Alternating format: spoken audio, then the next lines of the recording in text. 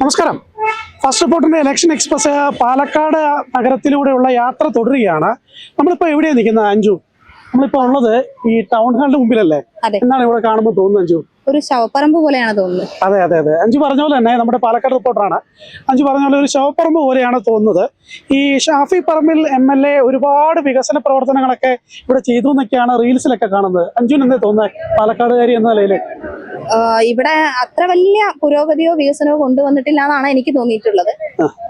എന്തായാലും ഈ ഇപ്പോൾ റീൽസിൽ മാത്രം വികസനം കാണിച്ചു വെക്കുന്ന ഷാഫി പറമ്പിലെ ഒരു വികസനത്തിന്റെ യഥാർത്ഥ മുഖം പ്രേക്ഷകരെ കാണിക്കുകയാണ്. ഇപ്പോൾ എന്തായാലും ഇതിവിടെ ഒരു ടൗൺ ഹാളിന് വേണ്ടിയിട്ടുള്ള ഒരു പ്രൊജക്റ്റ് ആയിരുന്നു എന്നാണ് ഞാൻ മനസ്സിലാക്കുന്നത്. അതിന്റെ നിർമ്മാണം ഇങ്ങനെ ഇതേപോലെയൊക്കെ കിടക്കുകയാണ്. നമുക്ക് ദൃശ്യങ്ങൾ കൃത്യമായി കാണിച്ചു തരാം. എന്തായാലും ഈ നിർമ്മാണം എന്താണ് ഇങ്ങനെ കിടക്കുന്നത് എന്ന് സംബന്ധിച്ച് നമുക്ക് ഇവിടുത്തെ നേതൃത്വത്തോട് തന്നെ നമുക്ക് ചോദിക്കാം. നഗരസഭയുടെ മുൻ ചെയർപേഴ്സൺ ആയിട്ടുള്ള പ്രമീള ശശിധരൻ കൂടി നമുക്കൊപ്പം ചേരുകയാണ്. മേഡം നമസ്കാരം. എന്താണ് ഈ അവസ്ഥ? ഞങ്ങൾ കണ്ടിട്ട് പെട്ടെന്ന് ആദ്യം വിചാരിച്ച ശ്മശാനം അങ്ങനെയാണോ? പാലക്കാട് നഗരസഭയിലെ കഴിഞ്ഞ കുറെ വർഷങ്ങളായിട്ട് ഏകദേശം 40 വർഷത്തിലധികമായി ടൗൺ ഹാൾ ഇവിടെ നിലനിൽക്കാൻ തുടങ്ങിയിട്ട്. കാരണം സാധാരണക്കാരായ ജനങ്ങൾക്ക് വേണ്ടിയിട്ട് ഈ റിസപ്ഷൻ, കല്യാണങ്ങള്, അതുപോലെ തന്നെ ഓഫീസിന്റെ അസോസിയേഷൻ ഭാരവാഹികളുടെ പരിപാടികൾ, ഇതൊക്കെ വളരെ തുച്ഛമായ നിരക്കിൽ പാലക്കാട് നഗരസഭ കൊടുത്തിരുന്ന ഒരു ടൗൺ ഹാൾ ആയിരുന്നു ഇത്. 2018 നമ്മുടെ MLAയുടെ ആസ്തി വികസന ഫണ്ട് ഉപയോഗിച്ച് 8,22,00,000 ഫണ്ട് ഉപയോഗിച്ചുകൊണ്ട് ഇത് പുനർനിർമ്മാണം ചെയ്യുക എന്ന് പറഞ്ഞ് പാലക്കാട് നഗരസഭയിലെ വലിയൊരു വരുമാനത്തിനെ കുറച്ചുകൊണ്ട് ഇതിനെ പൊളിച്ചിടണമെന്ന് ആ MLAയുടെ നിർബന്ധപ്രകാരം അത് പൊളിച്ചിടുകയാണ് ഉണ്ടായത്. പക്ഷേ 2018 തുടങ്ങി വെച്ച ഈ പദ്ധതി 2024 കെട്ടിട നിർമ്മാണത്തിന്റെ എഞ്ചിനീയർക്ക് പൈസ കൊടുക്കാൻ വയ്യാതെ പാലക്കാട് നഗരസഭ 1 കോടി രൂപ കൊടുക്കുകയും അതിന്റെ പുനഃപ്രവർത്തനവുമായി ബന്ധപ്പെട്ട് മുന്നോട്ട് പോകണമെന്ന് ഷാഫി പറമ്പിലിനോട് ആവശ്യപ്പെടുകയും ഉണ്ടായി. അതിന്റെ ഭാഗമായിട്ട് വീണ്ടും 8,22,00,000 പദ്ധതിയാണെങ്കിൽ പോലും വീണ്ടും 3 കോടി കൂടെ അനുവദിച്ചുകൊണ്ട് വീണ്ടും പുനഃപ്രവർത്തനങ്ങൾ തുടങ്ങിയതാണ്. വീണ്ടും അത് അവതാളത്തിൽ വന്നിരിക്കുകയാണ്. ഒരു MLAയുടെ ആസ്തി വികസന ഫണ്ട് ഉപയോഗിച്ച് ചെയ്യുന്ന പ്രവർത്തികൾ ഇത്തരത്തിൽ വർഷങ്ങളോളം നീണ്ടു നിൽക്കുന്ന ഒരു പദ്ധതി പാലക്കാട് നഗരസഭയെ തന്നെ വളരെയധികം വിഷമത്തിലാക്കുന്ന രീതിയിലാണ് മുന്നോട്ട് പോകുന്നത്. ഇനിയും എത്ര കാലം പിടിക്കും എന്നുള്ളത് അറിയില്ല. കാരണം 3,22,00,000 വീണ്ടും പാസ്സായിട്ടുണ്ട് എന്നാണ് അറിയാൻ കഴിഞ്ഞത്.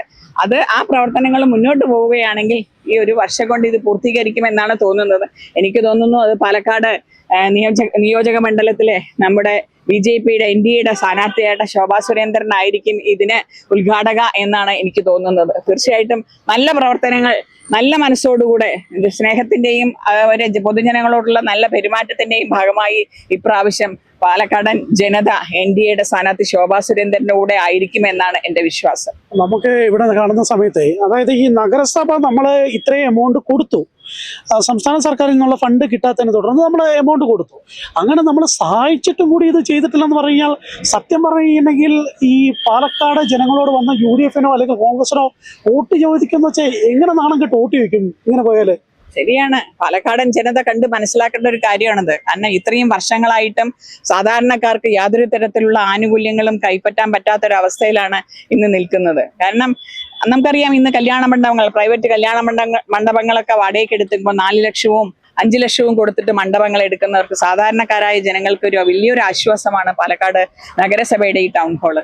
അതിനു പോലും വഴിയില്ലാത്തൊരവസ്ഥയിലാണ് പൊതുജനങ്ങൾ നിൽക്കുന്നത്. പൊതുജനങ്ങൾ വളരെ വൃത്തിയായിട്ട് മനസ്സിലാക്കിയിട്ടുണ്ട് UDFന്റെ MLA വന്നാൽ ഇവിടെ യാതൊരു വികസന പ്രവർത്തനങ്ങളും നടക്കില്ല എന്നുള്ളത്.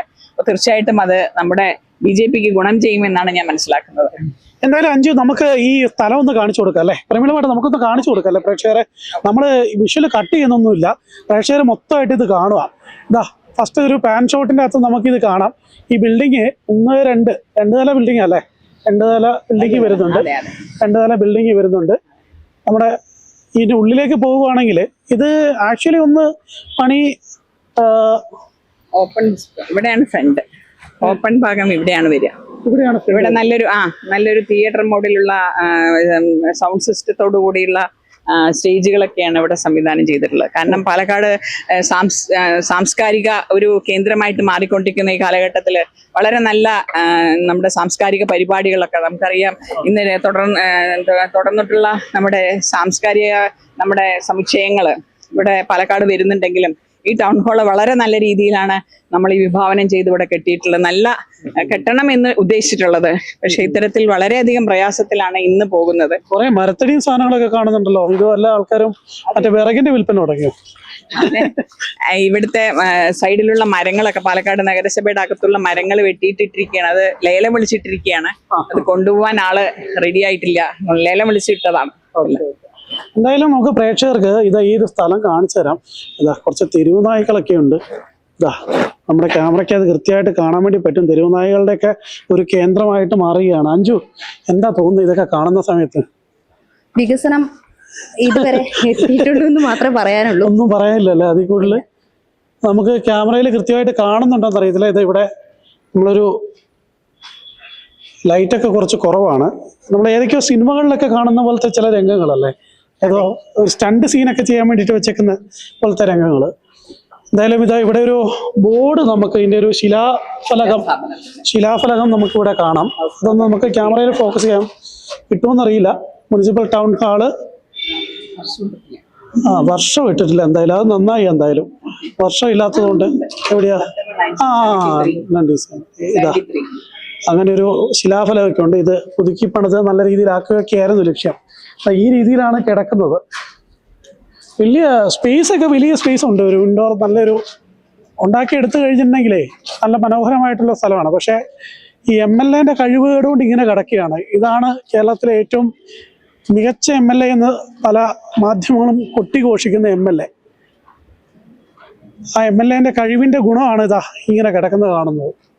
വലിയ മനോഹരമായിട്ടുള്ളൊരു ഓഡിറ്റോറിയം അല്ലെങ്കിൽ ഒരു സ്റ്റേജൊക്കെ ഇവിടെ വിവിധ സാംസ്കാരിക പരിപാടികളൊക്കെ നടത്താൻ പറ്റുന്ന ഒരു ഓഡിറ്റോറിയം ഒക്കെ ഉണ്ട്. എന്തായാലും ഈ രീതിയിൽ തന്നെയാണ് ഇവിടെ കാര്യങ്ങൾ മുന്നോട്ട് പോകുന്നത്. അതുകൊണ്ട് തന്നെ ഇവിടുത്തെ ജനങ്ങളെല്ലാം, പാലക്കാടത്തെ ജനങ്ങളെല്ലാം തന്നെ ഇതെല്ലാം തന്നെ കണ്ടു മനസ്സിലാക്കി മുന്നോട്ട് പോകും എന്ന് തന്നെയാണ് ഇവിടുത്തെ BJP നേതൃത്വവും മനസ്സിലാക്കുന്നത്. പാലക്കാട് നിന്നും സാഗറിനും അഞ്ജു അശോകരോടൊപ്പം അർജുൻ സി വനജ്.